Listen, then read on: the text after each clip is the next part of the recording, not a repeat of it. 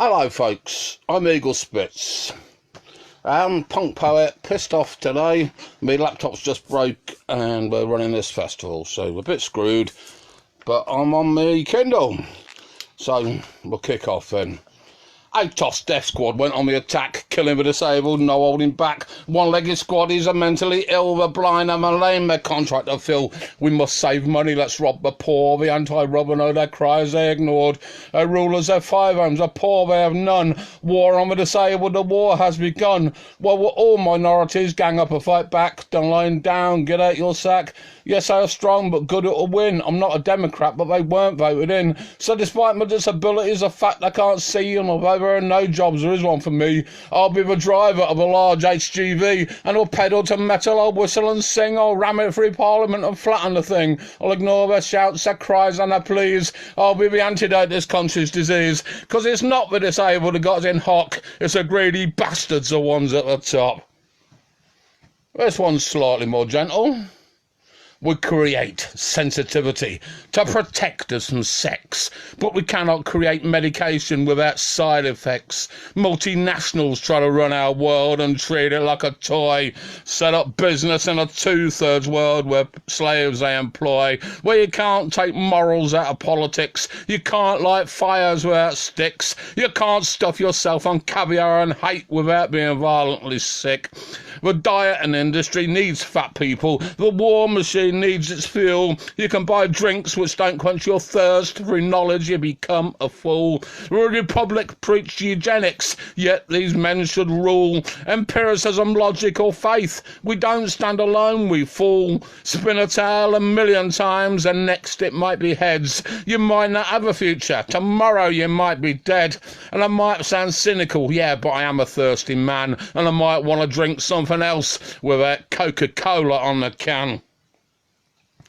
Next one's about when the punks got arrested in Aceh in Indonesia. It's easier being a punk over there, but they get loads of shit over there. This happened a few years ago, but I think it's pretty still relevant. They shaved the punks today, made them look like skins. Intolerant right-wing bullshit, yes, but we cannot change within... And that's just Indonesia. It can't happen here. Well, it's the same paranoid shit with close Stonehenge out of fear. A lifestyle we cannot control, a lifestyle we cannot sell. Well, all your sanitised shit, it will melt in hell. With Green Day and Blink 182 and other corporate whores, we can't trust the sellout boys, but we will win the we will win the war. So we stand with the achy punks with a media punk in sight. We can't trust the sellout boys, but we will win the fight. So, I'm going to do one, I'm going to apologise about it. You know, trying to write current stuff, people fade out and goes and do someone else. But when Peter Sutcliffe was a lorry driver, he wasn't any less of a twat, was he? So this is about one of our old Prime Ministers. It's called Love Letter to Theresa May. Gurning, ghost-faced cunt. Please come and stand in front of my high-speed train or put a bullet through your brain. Please die for your nation. It'll cure our frustration of having to listen to your crap. It'll certainly shut your fucking trap. A thing which crawled from the devil's arse, a stone-eyed troll of no class. Please be my archery target, lady of tin and full of shit. You look better as a corpse. Go get trampled by a horse. Let us hear your bones crack a broken neck and a broken back. Your pain will be my pleasure. Please die slowly at your leisure. Not a thought for the poor. You have a crooked claw with talons of hate and a crooked gait. Theresa May, I fucking hate you. You're a dictator far straight from the arse of your father of hell, and your soul you did sell. And I'm not sorry I'm blunt, you gurning ghost-faced cunt. And I guess I'll have to apologise now. If I haven't yet apologised, I probably should, so here goes. I don't know what I did exactly, but I must have trod on your toes. I'm sorry about the nature of this mass apology, but I know I upset you. It's a certainty. Did I bloody your nose just after I made you laugh? Urinate in your aftershave or excrete in your bath? Maybe a ground glass in your face cream wasn't such a good idea, nicking from your mother's purse to buy her drugs and beer. In that crowded swimming pool, did I urinate with glee? And when your prize parakeet escaped, was it celebrating me? Was it wanting swimming lessons or sleeping with your sibling? Vomiting at your dinner party and your kids' party, inanely dribbling? And when I kissed your grandmother, did I use my tongue, or am I just a scapegoat for everything that's wrong? There we go. Half your face. Okay, apparently you can only see half of my face, which isn't... It's a bit too close. Oh, there you go. It's a bit too close, apparently. And you've only got half a face. And I've only got half a face, which a lot of people... talking about faces, that gives me a cue for my next one. No, it's not good. The faceless killers came today, taking all my life away. Why did they come for me, murdering my family? I am just a farmer poor. My argument was with next door. Nothing to do with the CIA. The faceless killers came today. There is no reason, there is no rhyme for this horrendous crime. Just a heartless act of the will, not to know, just to kill. The drones, they splattered my children's blood. In God we trust for the good, to inflict their democracy on a people they cannot see. With might that is never right, they set my house alight, and whilst my children burned and slept, the God they feared howled and wept over such blasphemy, killing so-called enemies.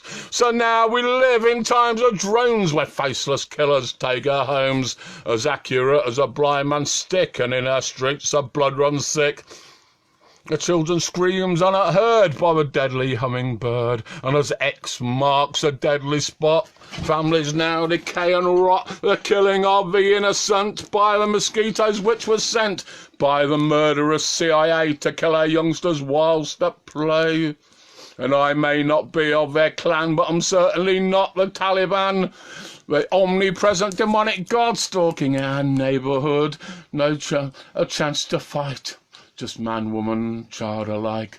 No seeing the whites of eyes, just press a button, don't see them die. Don't see our horror, torment and pain. Never apologise, never explain. Just unmanned aerial vehicles in our skies to keep the killing sanitised.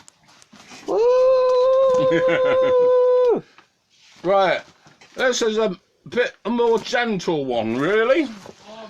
It's about going to see the ruts. You're going to have to hold it. I've got to put it down. Well, Laptop. Right, not very professionally. Like I said earlier, my laptop broke about an hour before.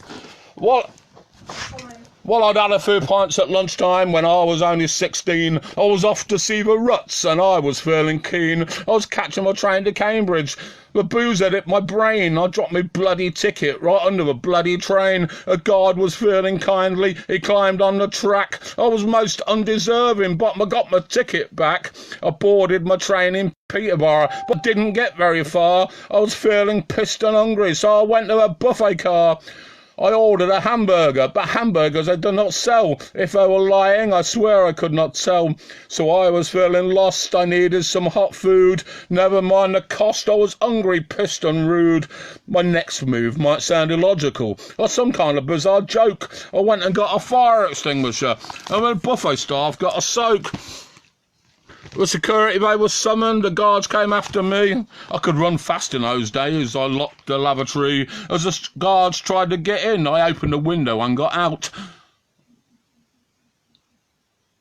On the top and running like a drunken cowboy lout. From carriage to carriage I was jumping, I didn't have a care. I was on a train, I had paid my fare. The wind, it was blowing, but the carriages were dry. It felt just like running right through the open sky. When someone pulled the cable, I tried running away, but I was drunk and unable. It was not my day.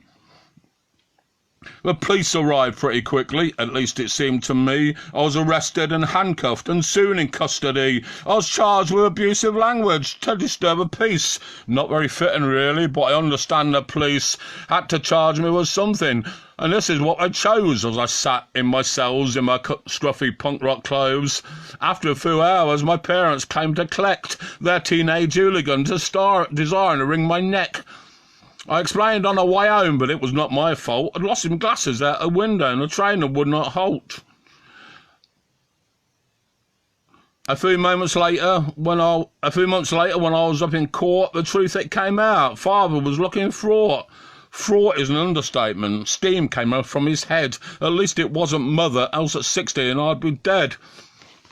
Oh, wrath was worse than the legal systems. I'd have been hung for my crimes. Young punk rocker watches too many westerns. The headlines in the Cambridgeshire Times. I got to be fucking set listening. I was very professional. Let's do one about pain, shall we? We're all experiencing a bit of pain at the moment, and I think this one's about not letting it take over you, and using that pain, embracing that pain, because pain tells us something's wrong. Like a leper with a candle, I want to feel the pain. I want to have the impulses sent into my brain. I want life in all its fullness. I don't want to run and hide. I don't want your analgesia. I want to feel alive. I don't want your sanitation, your soma or your calm. I don't want your nanny government protecting me from harm. I want lives on a knife's edge. I want to live by grace. I want to be obnoxious and shout right in your face. I want the alarm call that tells me things aren't right. I want openness and honesty and to turn on the light. I want to attack the lion tamer and get injured by the fight. I don't want your religion nor politics left or right. I don't want your nanny governments to keep me in your sights. I want Jesus Christ the anarchist to set this place alight.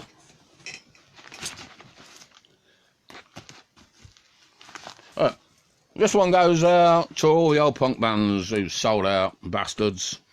Is punk just entertainment where we just jump about? Is that who was a strong movement gone and lost its clout? Of all the spiky tops gone and combed and flat? And Leiden wants a mouthpiece just advertises full fat? Where's a challenge in the stuff that bands play and the Kennedys without jello have nothing left to say?